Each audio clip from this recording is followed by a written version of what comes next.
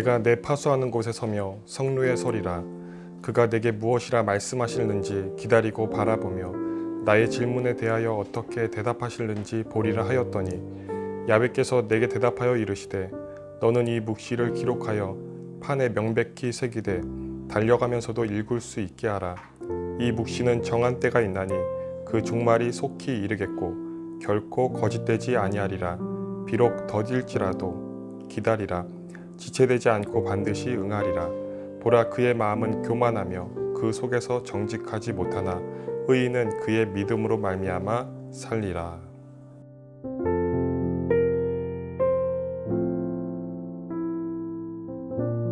사람은 양과 사자가 함께 사는 모든 것이 풍요롭고 이상적인 그런 세상을 원합니다.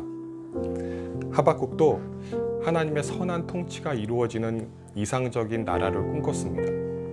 그런데 사실 하박국의 시대에는 하나님의 선한 통치가 이루어지는 이상적인 나라와는 거리가 멀었습니다. 하박국 1장 3절부터 4절에 보면 강자가 약자의 것을 빼앗고 악인이 의인보다 잘 되는 시대, 그 시대가 바로 하박국의 시대였습니다. 그래서 하박국은 하나님이 통치하신다면 이러한 일은 일어나서는 안 된다라고 생각했습니다. 하박국 1장 2절에 보면 야훼여, 내가 부르짖어도 주께서 듣지 아니하시니 어느 때까지일까?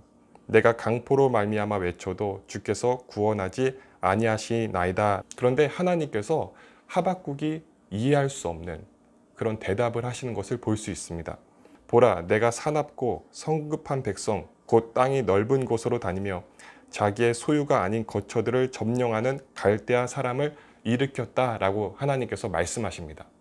하박국은 하나님의 선한 통치가 이루어질 것이라는 하나님의 대답을 원했을 것입니다. 그런데 오늘 말씀에 보면 하나님께서는 갈대아 사람을 일으키셔서 이스라엘을 심판하시겠다라고 말씀하십니다. 여기서 말하는 갈대아 사람들은 당시 바벨론 사람들을 의미합니다. 하박국이 하나님의 대답에 이해할 수가 없어서 이렇게 얘기합니다. 하나님, 더 나쁜 나라가 덜 나쁜 나라를 심판하는 것이 맞습니까? 과연 하나님의 선하고 올바른 통치가 이루어진다면 이 땅 가운데 이러한 일들이 일어나는 것이 맞습니까? 라고 하박국이 하나님께 다시금 궁금해하는 것입니다. 여러분, 우리가 하박국 시대에 살고 있다면 하박국과 똑같은 질문을 했을지도 모르겠습니다. 그래서 하박국은 지금의 상황도 이해되지 않고 또 하나님이 앞으로 하실 계획과 일에 대해서도 이해가 되지 않았습니다. 그때 하나님께서 하박국에게 다시 말씀하십니다. 하박국서 2장 4절에 보면 보라, 그의 마음은 교만하며 그 속에서 정직하지 못하나 의인은 그의 믿음으로 살리라 라고 하나님께서 말씀하십니다.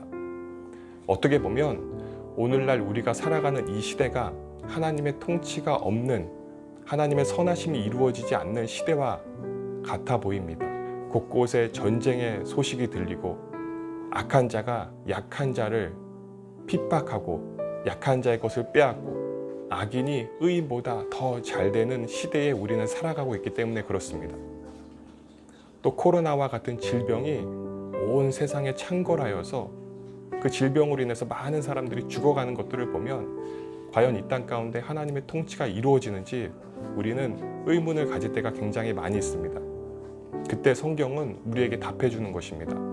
의인은 오직 믿음으로 산다는 것입니다. 여러분, 신앙인은 무엇으로 사는 것입니까? 신앙인은 오직 하나님을 믿는 믿음으로 살아가는 것입니다.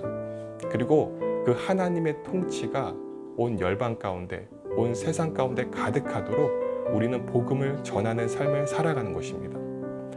오늘날 우리는 세상에 하나님의 통치가 없는 것처럼 보이지만 우리가 올바른 신앙생활을 하고 복음을 전할 때 우리는 이 땅 가운데 하나님의 통치가 온전히 이루어지는 것을 보게 될 것입니다.